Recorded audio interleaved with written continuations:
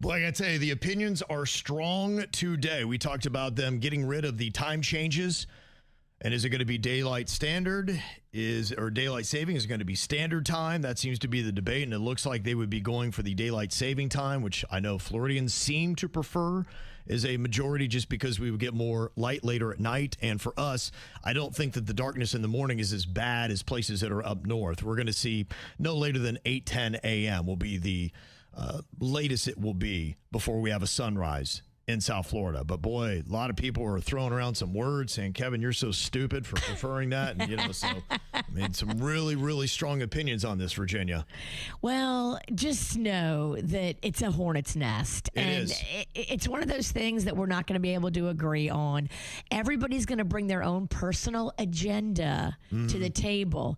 And for me, my agenda is I want to be out having cocktails at happy hour till 7, 8 p.m. I want to be out enjoying this beautiful Florida weather we have in the winter. So that's your whole vote? That's my whole entire vote. Just based on drinking? Based on alcohol and joy. Okay, alcohol and joy. Yeah. I think that's what Florida's going for. They want people like you out drinking longer and spending money in the bars, restaurants, and then you'll probably go and make some back shopping decisions on top of it. I pump up the economy. Yeah, that's what they want. I keep bartenders happy. That's it. Servers happy. That's it. I understand the whole thing about the bus stop in the morning with the kids and the danger, and I get it. Mm-hmm.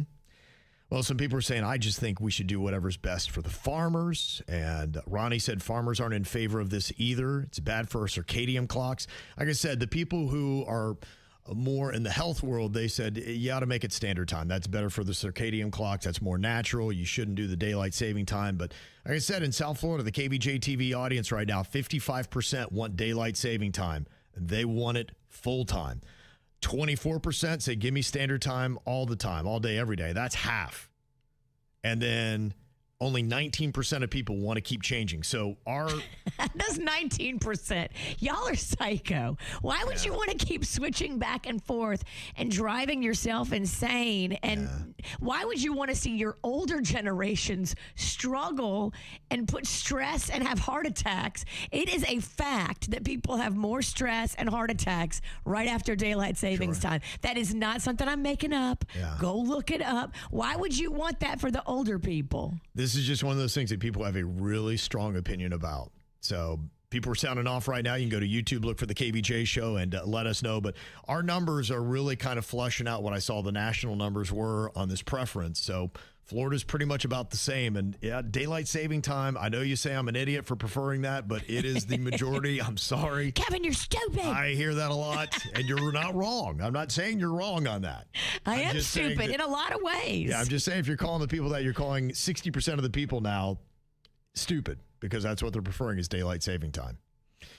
Well, there's a lot of other random strong opinions that people have here today. Like Joe, he popped off and he said, I think the live action remakes are stupid. So Moana not doing it for you? Why am I watching the cartoon being performed by humans? That's the way he looks at it. You know, honestly, when you do say it that way, you're like, okay. I want to go see Moana. I got a lot of other kids' movies I got to see first. Rocco wants to see Minions and Monsters. Yeah. Before I can even get in there for Moana.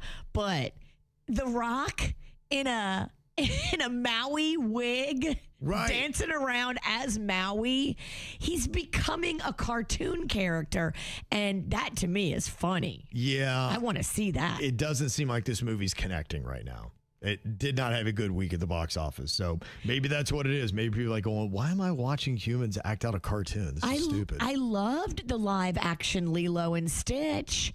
I thought that connected big time. Mm-hmm. Okay. Yeah, some people do like him. Apparently, it's just the Moana one that they do not. Because of the Rock's wig. Maybe, yeah. It's that wiggy. Getting wiggy with it. Another random strong opinion says, nobody looks cool jogging across a crosswalk. Boy, I got to tell you, I have probably never looked more dorky than I try to be courteous and somebody's coming, and so I kind of speed it up. But I have noticed that my movements and my gait looks like, and here I go. It's just, I feel so awkward. I'm like, I know I don't look cool. I'm trying to just look like I'm being courteous, but You do not look cool when you do that. I kind of agree with that opinion. Kevin's got a lot, and I have the same thing, so I can't make fun of your body because I have kind of the female version. Weird built, yeah. Weird built, Yeah. a lot of leg without a lot of shape to it. Like it's the same size at the calf as it is at the ankle. I got extended sticks. And the weirdest thing is with the long sticks that I've got, it looks like I'm on stilts. I wasn't put together right. Because, I know. you're supposed to be symmetrical where, your legs are about this length. And I have the legs of somebody that should be like 6'4", and then I have the torso of somebody that's like 5'4". It ain't right. And God put them both together, and I think that's what happened. Something's got to give. You either got to grow in the torso or shrink in the leg. I think I was made from spare parts. I really do. I think that was it. I think they're like, I don't know. I don't know what happened. Well, Somebody botched my real top, and then they had to put me at the wrong torso. Didn't you look back in your family tree and believe that there's a little inbreeding in there? I think my mom and dad were fifth cousins. So there you go. I don't know how much of effect that would have. In West Virginia, they say fifth. That's nothing. Fifth is nothing. Yeah. Come talk to me when you're first cousins. Come on, exactly. Another random strong opinion here. It says, we all pretend to understand wine more than we actually do. There are a couple different categories where people try to step up and act like they're experts and flex. It is weird that when it comes to wine, I notice a lot of people go, well, I went to a winery once. You need to go with this. And they just kind of throw stuff out. And then sometimes I see wine experts that are true wine experts, and they're like, you know what? It's just whatever your preferences are, honestly. Drink what you like and develop your palate and figure out what you like. I know that I like dry, light tastes.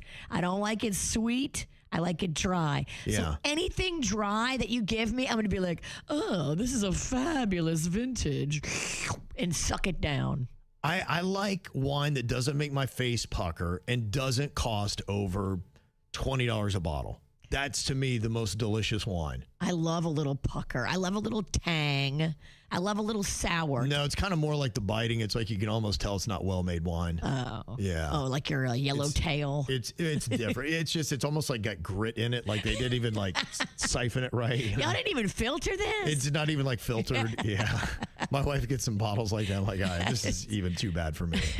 Well, sometimes like a really good, like an old wine, a really good one will have sediment in it. Okay. And you can see it in the bottle, and like you should filter a little bit of that out too. Yeah. But like that's a sign of sometimes a really good wine. Okay. I hear that they get those aerators, and that's a big equalizer. An aerator is fabulous. I have one. Okay. You can also decant it. Just put it in another container and put some air in it, and that's good. Okay. Look at you, how much you know about wine, Virginia. I didn't drink a realize lot. You're in that category. Something should have rubbed off on me by now is knowledge. I love this text we just got for a random strong opinion. It says, if one more old lady tries to touch my baby, I might get arrested. They can't help it. I know. It's a different generation. Yeah. They didn't know about germs back then. We know too much. They're just living on them old sensibilities. They don't mean your baby no harm. They love to paw an infant, though, don't they? They do. Yeah.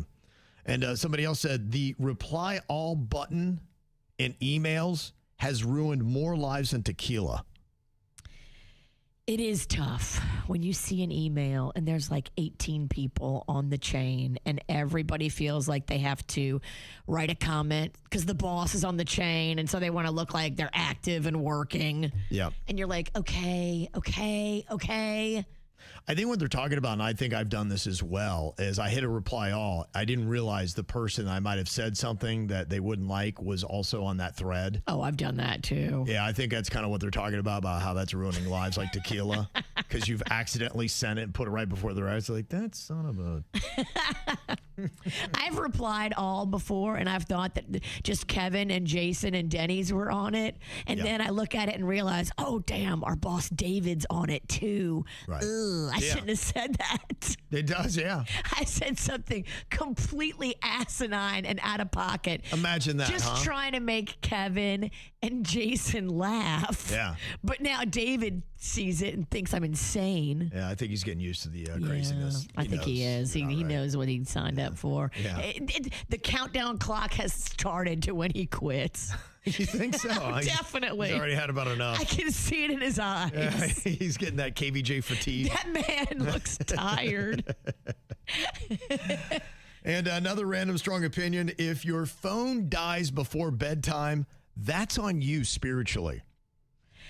I truly believe if you let your phone get down to like 8, 6, 5%, and then you leave your house, you're a terrorist. Some people live in that world. My 18-year-old son will leave the house with 3% battery. I would never. And then he's having to go around and bump people's phones. You're getting calls from him on random phones all day long, and then he can't get to stuff or he can't order an Uber. I'm just like, you create misery for yourself every single day, but yet there's no adjustment.